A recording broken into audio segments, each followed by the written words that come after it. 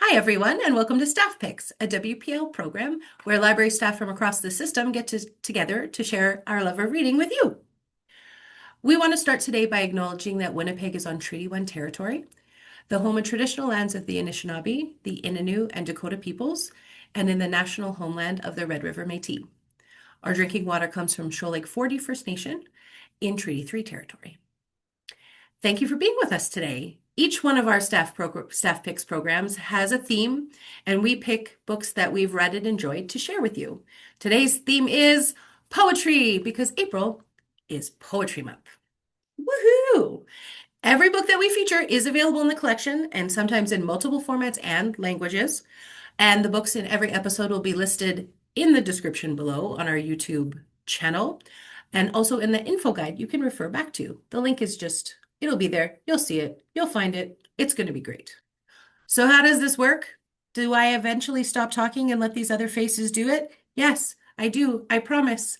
In a round robin style, we're going to pass everything around, taking turns talking about different books. And at the end, we're going to do lightning round presentations, moving really quickly through our suggestions. So we're going to start with who we are, so you know who we are. Hi, I'm Courtney. And I'm going to tell you, how do I pick what poetry to read? I like to walk down the aisle and see what grabs me. So in the poetry section, I believe we're in the 811s, if you know Dewey and nonfiction. And I don't know, the color or maybe the title of a book is kind of how I decide. I pick it up. If I don't like it, I put it back down and try another one. And that's how I, Courtney, pick what poetry books to read. Trevor, it's your turn. All right. Well, hi, everybody. I am ready to share some poetry selections with you today. And my mode of operation when I look for poetry is I always feel like I'm not quite sure what's going on with poetry. And so I look for things like compilations or collections of your best loved poets or poetry, just to get sort of a general idea of what's out there. And then I'm kind of reminded of the things I like, things I don't like. And of course, with compilations, there's lots of variety in there. So I kind of gravitate to, well, we'll find out what we all gravitate to, but sometimes it's not even the meaning, it's just the way the words sound or how they look on the page. But yeah, I'm a compilation guy. And also joining us today is Meg. Thank you, Trevor. Um, I guess I choose my poetry. I do pick by title. I will admit poetry tends to have some pretty great titles that I'm willing to just pick up and give a try. But I do primarily pick by author. I find there are authors I like, and I tend to stick with them. A number of authors that you might recognize from fiction do tend to release poetry collections or have works in collections of poetry. And two of the books I picked today, I came about that way. So I have found that is the way that works for me.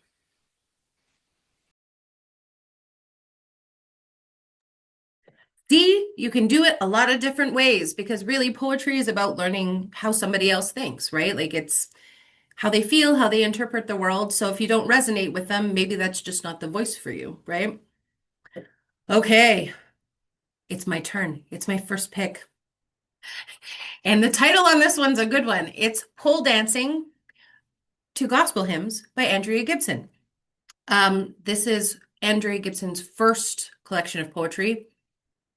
They have a lot, which is great because they're very interesting. So this is found in the nonfiction section. We have it both in print and as an ebook on Hoopla. Reviews say that this 99-page book whispers with a bold and unforgettable internal voice, rich with the kind of questioning that inspires action. It's not bad to start, right?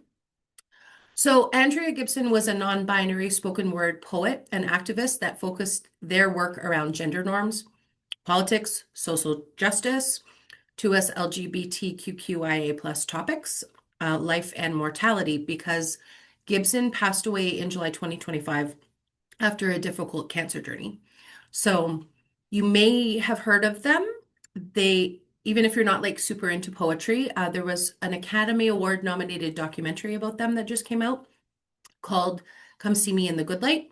And it was focused on their journey with cancer and last performances and mortality and just everything.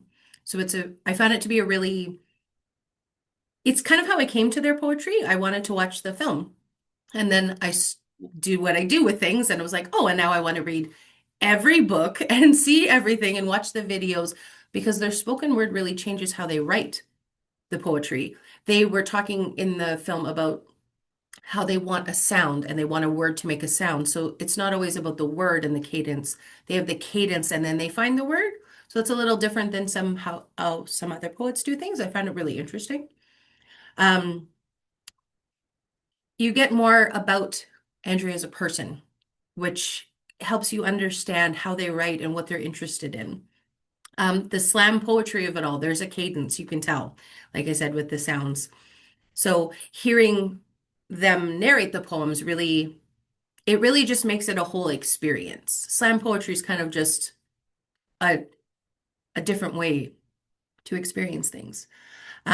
This collection, like I said, is the first one published. A lot of the poems center around politics, love, and trauma. It's known as a book that bridges personal feelings to social critiques with a lot of hope for readers, which the world is hard. Hope is nice. We like that. So my favorites from this book were Blue Blanket and Dive. There's some adult themes in here. Govern yourself accordingly. Gibson was well awarded and was actually the poet laureate of Colorado in 2023. So if you're interested in reading Pole Dancing to Gospel Hymns by Andrea Gibson, you might also like What Kind of Woman by Kate Baer. Anything else that Gibson wrote. People generally recommend that you start with their latest collection, which is You Better Be Lightning, or one of their other first books called The Madness Phase. So that's it for Pole Dancing to Gospel Hymns. Trevor's going to now take us on a journey. All right. So as I alluded to in my intro, I am a compilation guy. So for our first pick today, I am recommending the Best Canadian Poetry 2026, which is been selected by Mary Dalton. Now, if you don't know Mary Dalton, she is a poet from Newfoundland, and she's also the professor emeritus at Memorial University in St. John's and the poet laureate for St. John's. So you can't go very far in St. John's without hearing a poem by her, I'm sure. Um, what she did to collect these is she went through literary journals online across Canada over the whole year. Over 1,000, she considered over 1,000 poems, and she narrowed it down to 50. And I really liked her introduction because she talked about her methodology for picking the poems, and she referred to herself as doing it like a star-nosed mole. Now, I don't know if you know what one of these things looks like. I do have a picture of one. I don't know if it's possible to share it or how that works, but it's its nose kind of looks like tentacles and it's obviously underground. So its main sensory method is through feel and touch. So for Mary Dalton, what she did was she like didn't so much um, look at who the poet was or maybe the subject matter, but how do these words kind of connect with her? And it kind of made me think of the author George Saunders, who has written novels and short stories. And he said he always tries to find sentences that are jangly. And I thought that was sort of also what Mary Dalton was going for. The other nice thing about this collection, not only does it introduce you to 50 contemporary Canadian poets, but in the back, there's a little bit of biographical information about each poet. And for those that like this kind of thing, and I am one of those people that like those kinds of things, they include also why they wrote this poem or what they were thinking about, because sometimes you know, I don't get what's going on and it bugs me, which is maybe one of the things that I struggle with poetry. I don't recommend you do this, but this copy had actually 2 pages folded over, and it's a fairly new book. But I thought I would highlight those two poems because they're great. One is called Ode to Joy by Aaron Wilson, which is trying to find the joyful things in everyday life once you disconnect from technology. And another one was called What I Learned from Living Abroad by Susan Glickman. And it's just sort of a funny short poem about what others think about people who are there from other countries and things. So they're both delightful. And one more honorable mention I'll say is uh,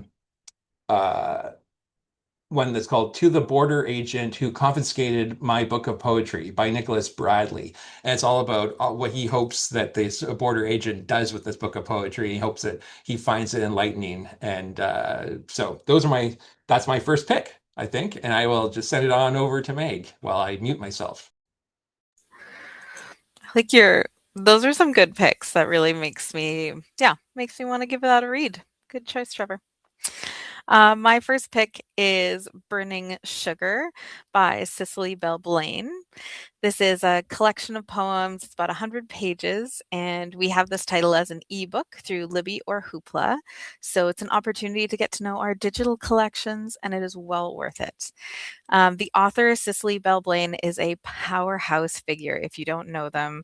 They're the CEO of a social justice informed diversity and inclusion consulting company. They're the founder of Black Lives Matter Vancouver and currently an instructor in executive leadership at Simon Fraser University in British Columbia. Burning Sugar is their first book.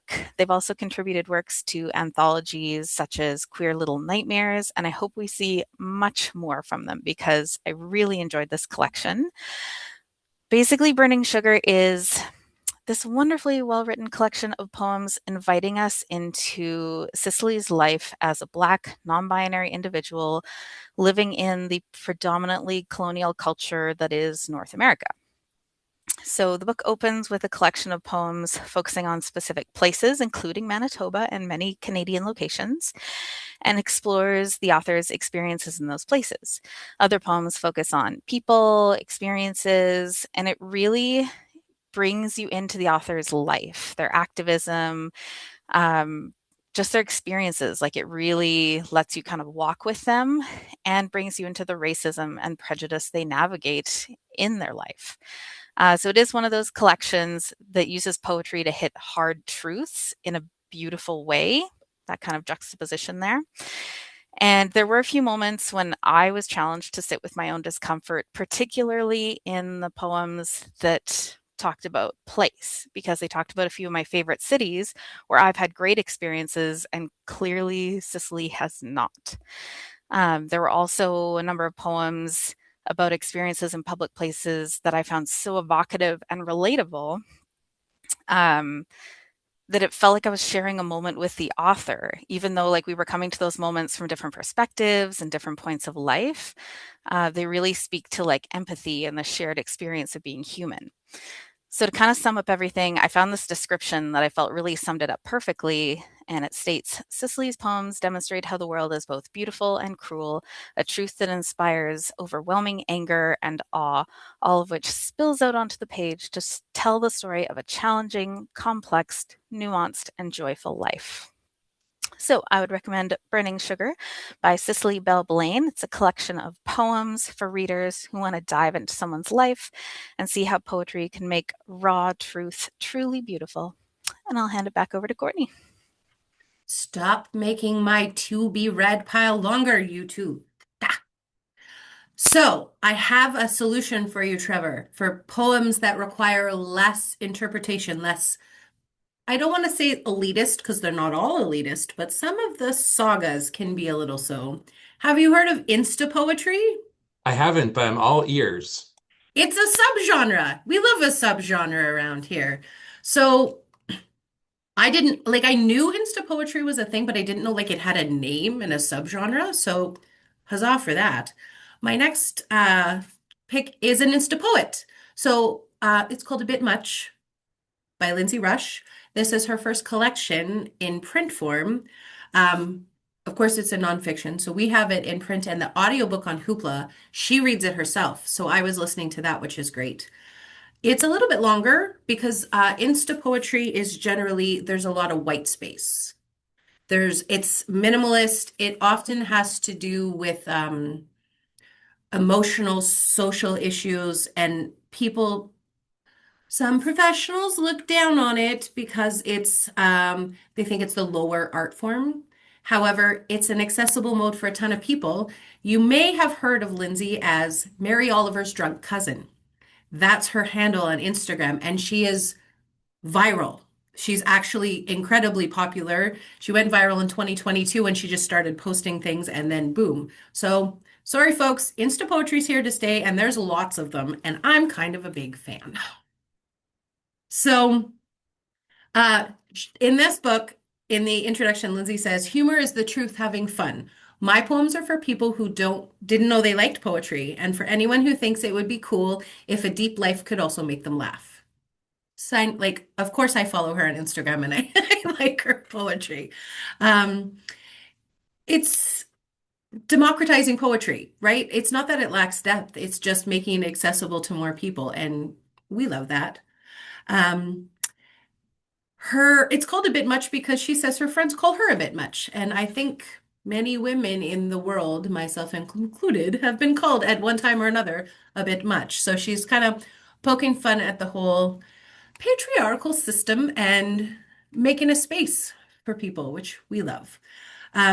I really like the description because in each poem, she's separated them into both parts, and then the parts have described, just think I have a bookmark in the page so I would know this. The part has a type and a mood. So for instance, chapter 3, or part 3, sorry, is titled When You Have Main Character Syndrome and Aren't Looking for a Cure, which is amazing. The type is cheers and fight songs. And the current or desired mood is present, self-assured, loud, or proud. So the point is that you can be like, I need this, and you know exactly where to go to kind of find something that you can resonate with. So you can read it all the way through. You can pick and choose your adventure. It's pretty great.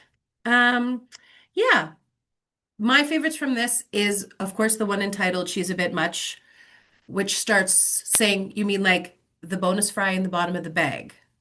Because, like, who doesn't love the bonus fry in the McDonald's bag? That's like just yes. It's a bit much, yes.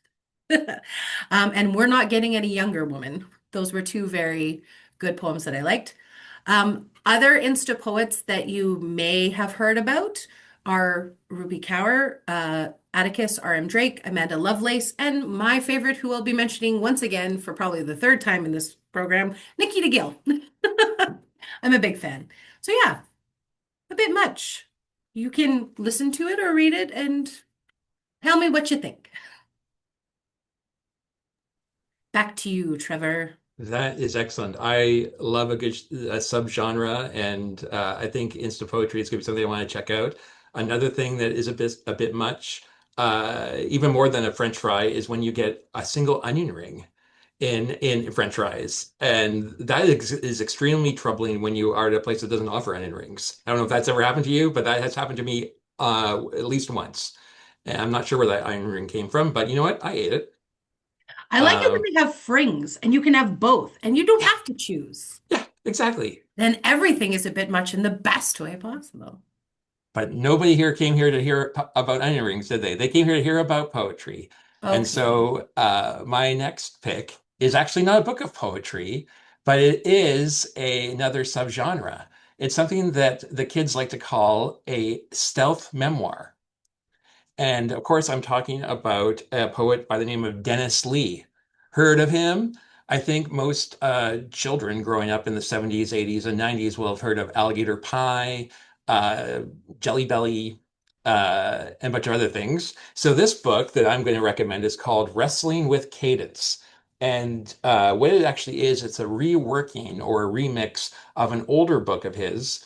So it's a collection of essays that came out in the late 90s, and he's gone back and revisited them and reworked some of them and recontextualized them, so much so that some of these essays are not even recognizable from the original forms. And they're super interesting because, I mean, of course, growing up with those famous poems, and then some of them were turned into plays. So I remember as a kid going to see a Manitoba Theatre for Young People and Alligator Pie, which is really cool because a lot of his poems deal with the idea of cadence and wording. So the rhythms in them and stuff really come out forefront rather than the meaning. In one of his collections, and I think I can share this because it's spread widely. He included what he considers the worst poem he ever wrote. And so I think I can share it. It's called Apologies to My Most Noble and Excellent Friend. I'm sorry that I squished your nose. I thought it was the garden hose. And I'm sorry that I squashed your belly. I thought it was a sack of jelly. It wasn't nice to rip your shirt off. I only meant to get the dirt off. And it wasn't kind to fry your socks. Besides, they tasted hard as rocks. How awfully rude to break your knee. I don't know what came over me. And pounding on your head all night was fun, but very impolite. And I just want to share one more story from this book, which I thought was excellent, was there's an essay called Cadence, Country, and Silence. And it came out of a 10-minute talk he gave at a uh, conference back in 1972. And he didn't really understand what the topic of the theme of the conference. It was, first of all, it was in French. And then, so it translated, he realized it meant writing and wandering, which apparently were some buzzwords at the time that were coming out of the postmodern kind of idea of poetry out of Paris. And he didn't know what postmodernism was either. So at this sort of mixer before the conference, he kept asking people and they kind of shrugged. And so he went back to his hotel room and he's like, I don't know what I'm going to say. But he looked at over all of the different types of poems he had. He realized, okay, well, that covers the wandering part. And the writing is where he kind of adopted the phrase cadence about what you can describe as sort of the undescribable feeling or pulse of a poem that attracts him. And so he got up there, he spoke. He has no idea what he said, but he used that time as a framework for writing what he had to submit as like the published things that came out of the conference later. So he actually had to write an essay uh, based on this, which apparently has now become the most shared essay that he's ever written. So each of the essays include this little story. And one more thing about cadence is he was talking about the idea for alligator pie came from he was out on his bike riding around Toronto going to get some milk, and the sound of the pedals going kawoosh, kawoosh, kawoosh, and then in his head was just alligator pie, alligator pie. If I don't get some, I think I'm going to die. So he turned around and went home and wrote out all the versions that he could think of until he had something down there just to get it out of his head. And then he went back and got the milk or whatever he needed from the store. So anyway, he's a very entertaining dude.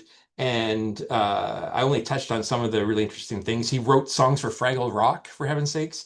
So if you kind of enjoy it, it's not a memoir, but it kind of is. Wrestling with Cadence by Dennis Lee. And now I am going to turn things over to Meg for her next pick. Well, I did not get this subgenre memo, so sorry. Gonna break the streak. My next pick is Sweetwater, Poems for the Watersheds. It's edited by Yvonne Blomer. It's a collection of poems, so many authors. It is adult nonfiction, so again in those 811, if you're familiar with Dewey. It's about 250 pages, and we have it as a physical book. So this is one of those ones where the title grabbed me and I came to it because of a famous author. So the title gives us actually quite a bit of information. So we're going to get into some very basic definitions. If you don't know, sweet water is like truly fresh water. So basically fresh water that is at a high risk of being contaminated. So if it is contaminated even a little bit, it's still fresh water, but it's no longer sweet water. So we know we're going to be talking about potentially contaminating water and fresh water and resources. Watershed here has two meanings. So watershed can refer to the huge basin of water that feeds into the ocean. So all the rivers, streams, snow and glacier melt, rain, now our sewer treatment, truly everything from the land that feeds into the ocean. A watershed moment can also mean the turning point or a significant moment in an event. So the title is also referencing this important moment in time, in climate and water stewardship history, where we need to be protecting the ocean.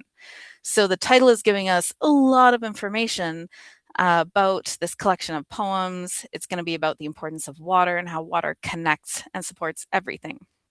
And that is exactly what it is. So some of the poems are simply a reflection on hiking along a stream or hiking in the mountains and looking down at the tributaries flowing into the ocean. Some of the poems are more direct and kind of striking parallels, like when you snake a drain to clear a clog and relating that to the flow of garbage polluting a river.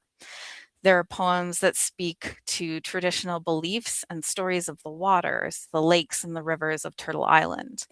We have poems on water and temperature, aquatic and plant life, abundance and thirst. There are so many works in this collection and so many great voices. I will admit I have not read the entire thing yet. It is dense.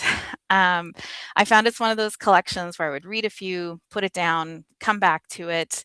The variety of topics, perspectives, and voices just meant it's a really great work that I do think you kind of like revisit and kind of take pieces in and out. Each work is great on its own. Each voice is great on its own.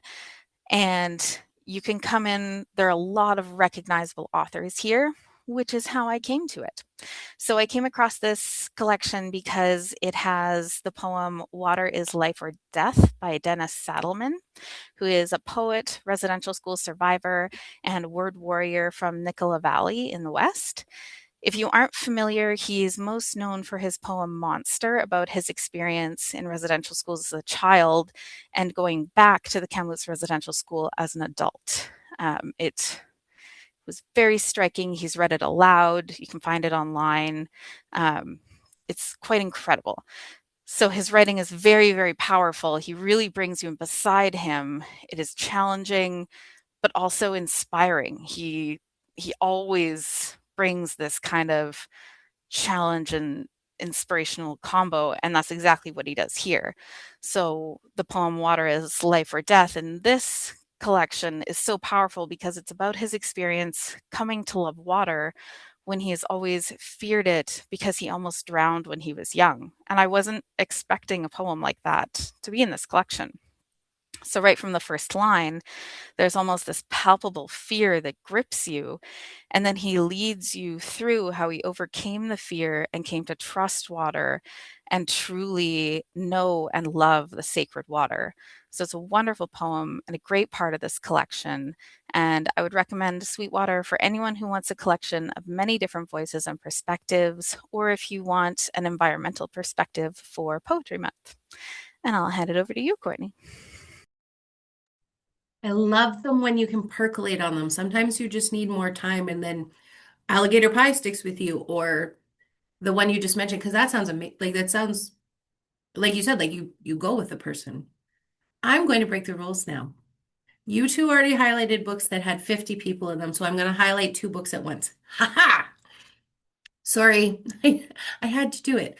So I am pairing together here, kind of, I didn't realize that this one, no, this one influenced this one, and I'm not surprised at all because this one influences everybody because it's like the best. She's a classic.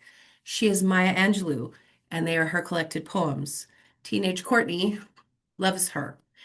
And Amanda Gorman, Call Us What You Carry, follows quite well in her footsteps. So both of these books we have in the collection. Gorman's is print, ebook, audiobook, both on Libby. And Angelou, let's get real. She has a lot of work. The collected works are just nice because they go kind of through her career. So you can just approach them as you need be. I really liked Amanda Gorman's dedication in this book because she said, for all of us both hurting and healing who choose to carry on. And that's a lovely way to start poems about social justice from the youngest poet laureate ever in the States. Um, you can't mention poetry without talking about Maya Angelou in my mind. She is one of the first poets who taught me how to be in the world, specifically as a proud, strong, sassy woman. And I wonder what poem I'm referring to when I say that. Um, they both Gorman and Angelou deal with race, feminism, and social change. They are big voices for people who generally are not looked upon to have big voices by the power, right? Like this is really movement based. Like they're trying to get people to hear them. There's just power in these collections, I find. They're both groundbreaking poets who were both inaugural poets, both in, I believe, 93 and 2021 for different presidents. And that's also not an arena that we often get to see BIPOC women in. So this is, I think it's really special that they share that. Like I said, in Maya Angelou, you're really following her life. You see all aspects of things, how she moves through things, different topics she's getting on. Both of these collections do have the inaugural works in them, so you can see those. Um, Gorman's work just feels so similar to Angelou's, and that power and the challenge and the intellect just for me puts these two really together.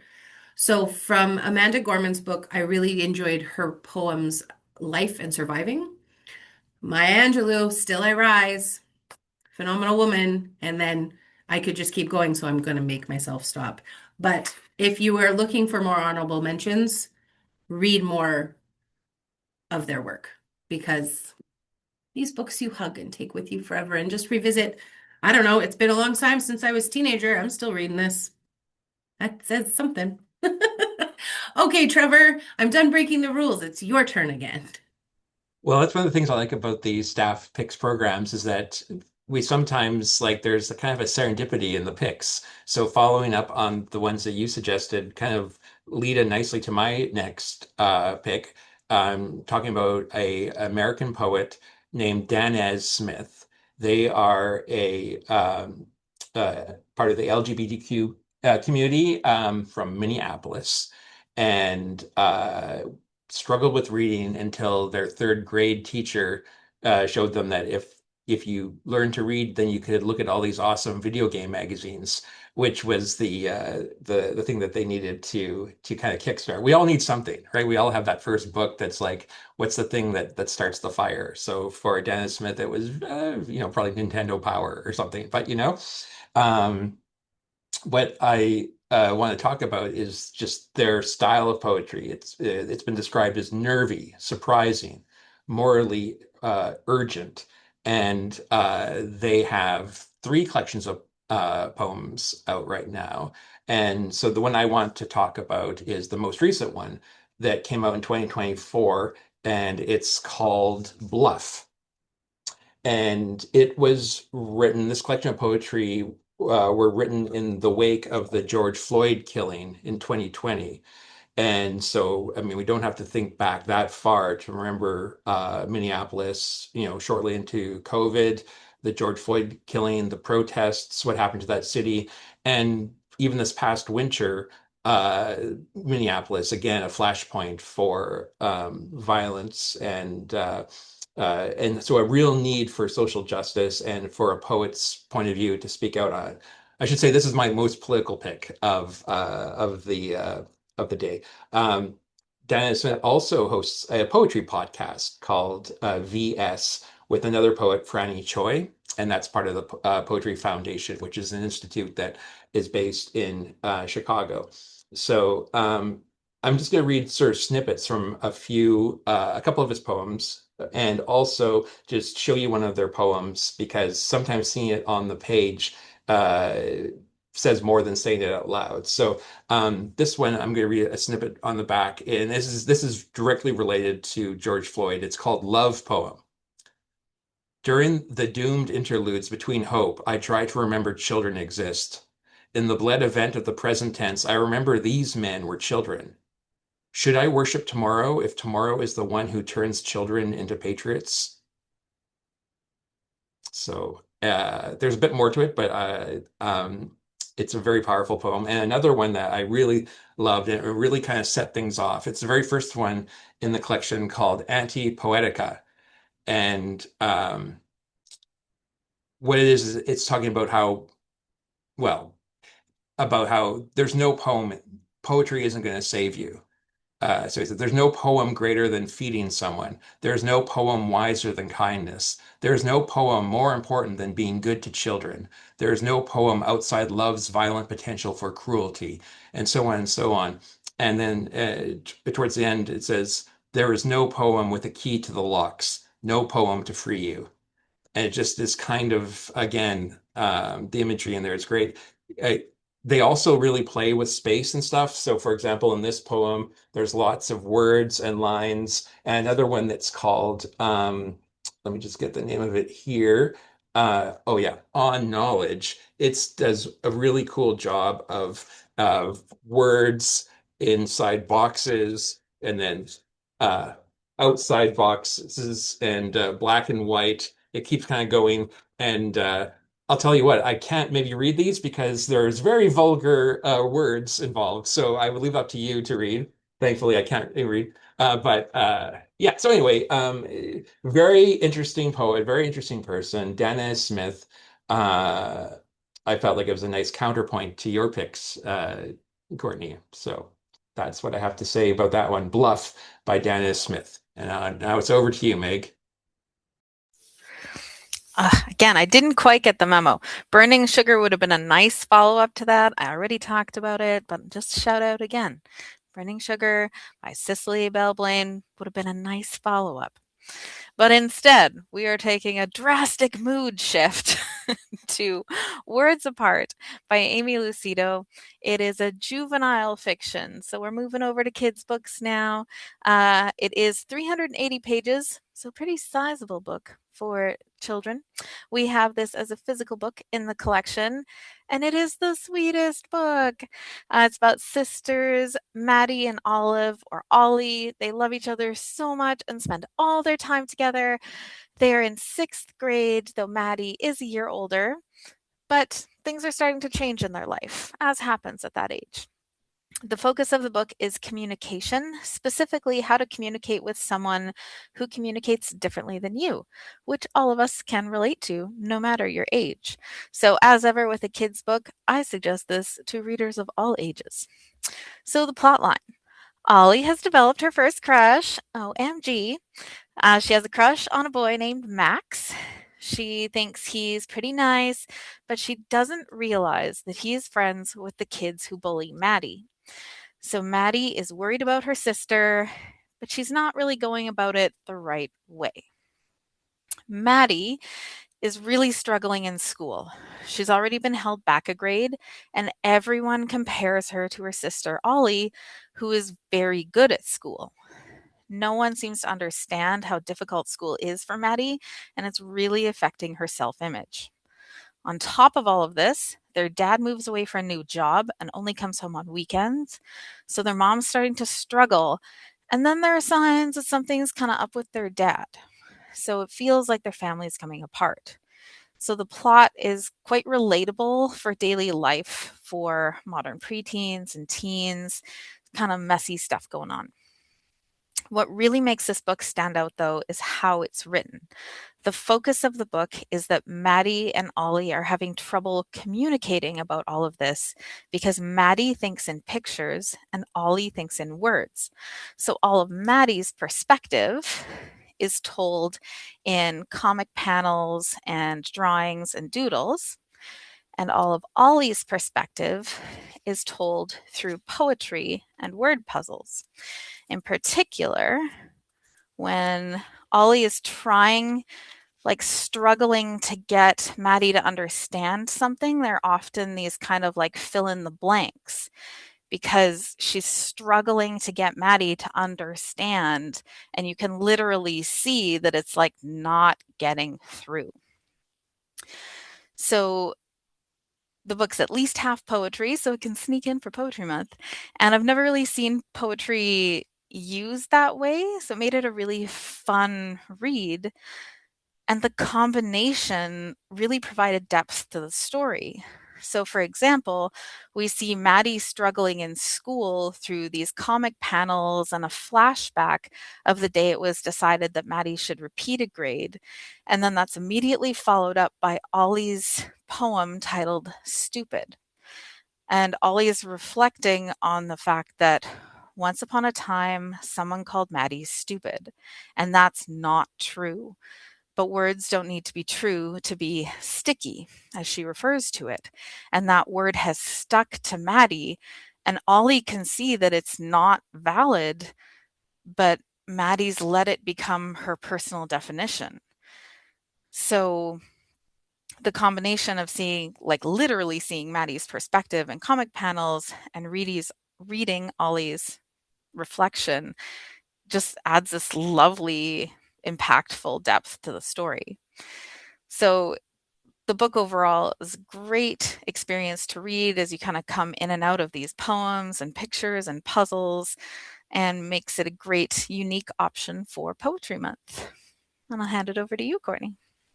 I want to read that one. And now I've changed my order because I also have a book written in verse. Yay! We got all the same things. I love that they can be like subgenre, written in verse, totally arranged differently on the page. Oh yeah, I'm supposed to be doing a lightning pick. Darn it. Okay, this is I Am the Swarm by Haley Chewins. This just came out last year. It's YA. We just have it in print. It's under 200 pages. It's a hybrid of poetry and prose. That is a novel written in verse. So that means it has the narrative structure of the novel and the lyricism of the poetry. It's popular in YA and junior fiction, as you see, because it's a fast-paced structure. It gets to the point of things quickly. It's amazing what you can do with less words because they're painting quite a picture. In this book, it's a story of the women of the Strand family, and Nell Strand is the character we focus on. The women have magic. It comes to them when they turn 15. Everybody's magic is different. One day, Nell's own magic shows up by ladybugs on her keyboard. She's a musician. She feels joy. Ladybugs are joy, but different bugs come and different bugs are different emotions. So beetles or tarantulas, like things are a little hectic sometimes, especially when you're 15 and no one's supposed to know you have magic. It's complicated. Nell has to decide how much of herself to lock away to try and hide this from everybody, or if she's going to have the strength to embrace it and fully step into her power in her life and be who she is. Reviewers call this book a beautifully speaking to the complicated nature of growing up as a girl. There's a trigger warning in the front of this book. So there are themes of depression, self-harm, disordered eating, sexual harassment, dysfunctional family dynamics, and suicide. So always take a look. A lot of these new YA books and a lot of books now, even in the romantasy and fantasy genres, do have trigger warnings. So make sure you take a look at the front to make sure it's something that you're prepared for. And maybe it's something you come back at a different time or dive right in. Novels in verse, there's lots of them. The Poet X, Truth, Skin. I have Skin on my shelf as one of the next ones to read. It's really, really interesting. So if you are interested in novels in verse, I Am the Swarm by Haley Chewins might be for you. Trevor, are you going to talk about Brenda now? Because I'm so excited if you are. You're still muted. Oh, for heaven's sakes. I was going to say, so is magic like puberty? No, well, the magic just comes at puberty, but like her sister hears music in blood. Oh my God. Her mom has a different talent. Like each woman has a Yeah. very kind of wild magical talent that informs them of the world, but also if you don't embrace it, has the possibility of kind of causing harm or damage to your life. Oh, that's Ooh, very interesting. metaphors.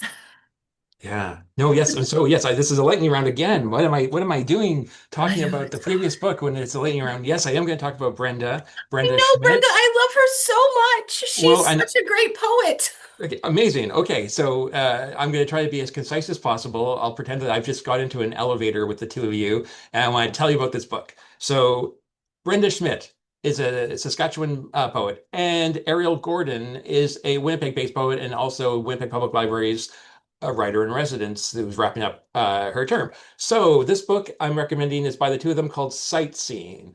And this project came out of, like so many projects that are coming out right now, coming out of COVID. And the idea was that Ariel and Brenda would write poems back and forth to each other, like a correspondence. And Ariel would initially would focus on the trees and vegetation of an urban place, Winnipeg, whereas Brenda would focus on the birds from her rural home in rural Saskatchewan. And so if you've ever been the type of person who likes to read other people's mail and correspondence or get an inside look at it's sort of like a conversation back and forth, this book is for you. Some poems are only a few lines each. Some of them go on quite long, and they did this for a whole year.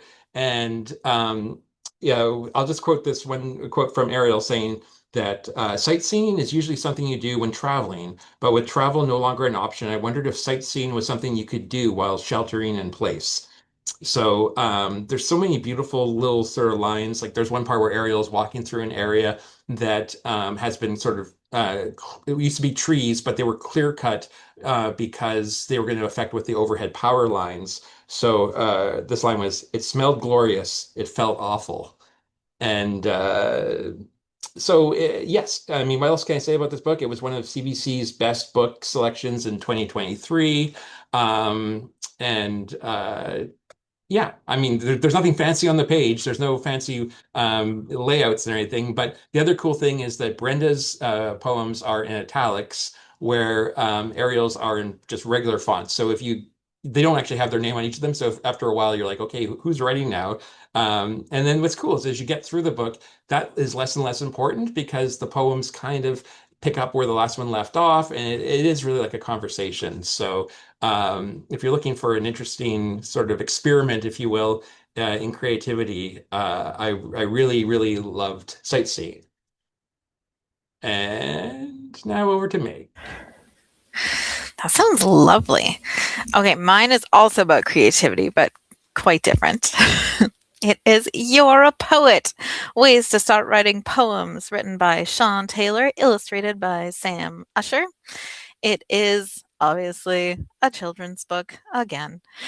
So it is juvenile nonfiction. It's about 65 pages. We have this as a physical book, and it is a great book to inspire kids and kids at heart of all ages to write poetry. So You're a Poet is a book about Piglet, right there, as he goes on adventures with his parents and his best friend Squirrel. Each section of the book is an adventure in which Piglet writes a poem about something they did, or a place, person, or an object, maybe all of the above. And at the end of the section, there's an activity to show you how to write the same kind of poem Piglet wrote.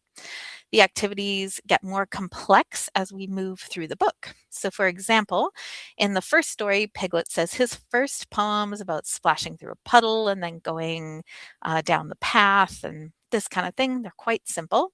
And the activity shows you how to write the same kind of poem using a word cloud. So you can kind of see here, you write a circle, you choose your topic, and then you write words to construct your poem.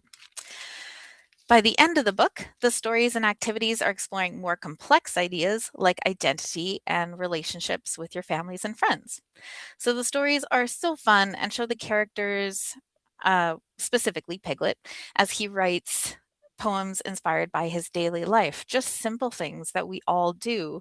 And it just shows you how you can write poetry and it doesn't have to be intimidating. It can be fun and simple.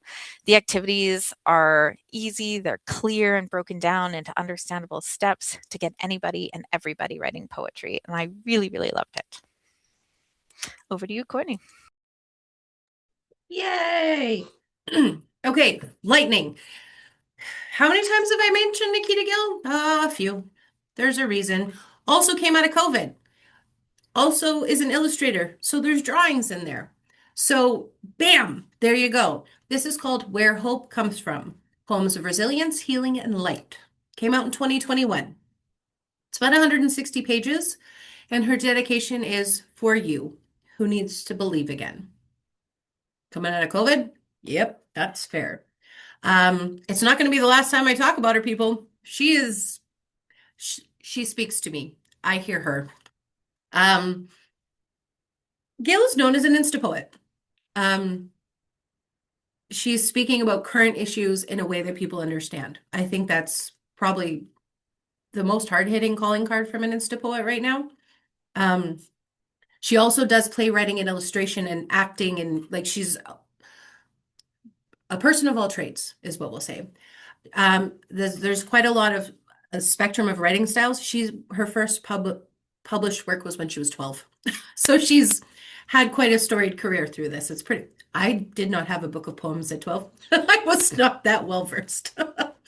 Um, the goal of this coming out of the pandemic was to shine a light into the darkness and to bring a journey back with hope.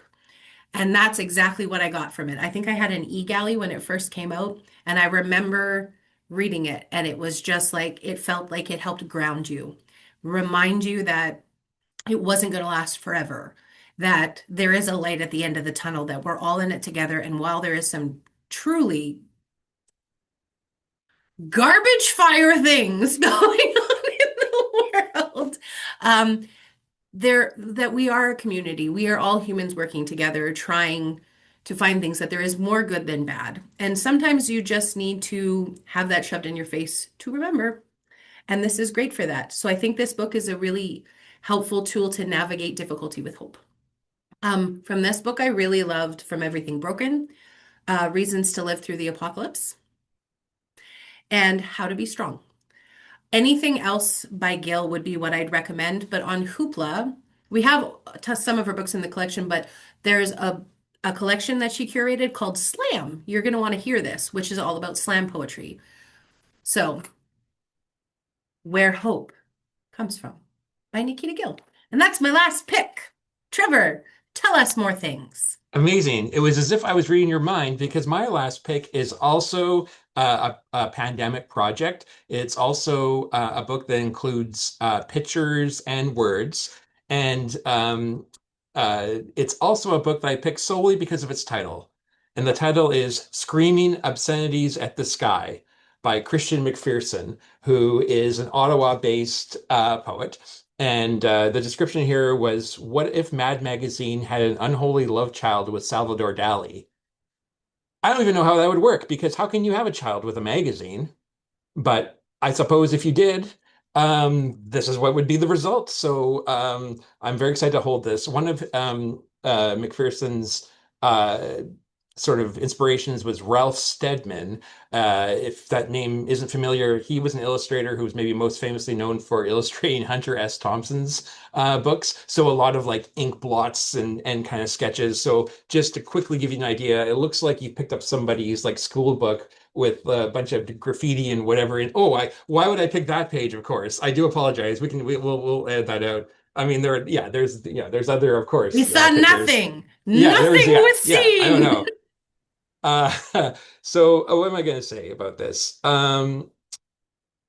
Yeah, so you get an idea of what the pages look like. I picked one poem in particular in honor of Meg. It's called Stars on Ice, Section 208. And I'm just going to read a couple of stanzas because it's just all about his experience at a Stars on Ice event with his family. The lady behind me. You're a nurse, aren't you, Lynn? I got this boil on my back and I was wondering if I should try popping it, but I'm worried about getting an infection. I had one on my leg last year and I went to the doctor and he told me it was an ingrown hair. Elvis Stoico has gone all salt and pepper and fell on his first triple axel, but landed the rest. At the intermission, there were lines of consumption and waste. My son pleaded for an overpriced drink. Logic and a 30-minute wait dissuade. Lind chocolates were passed down in a bag like reverse communion.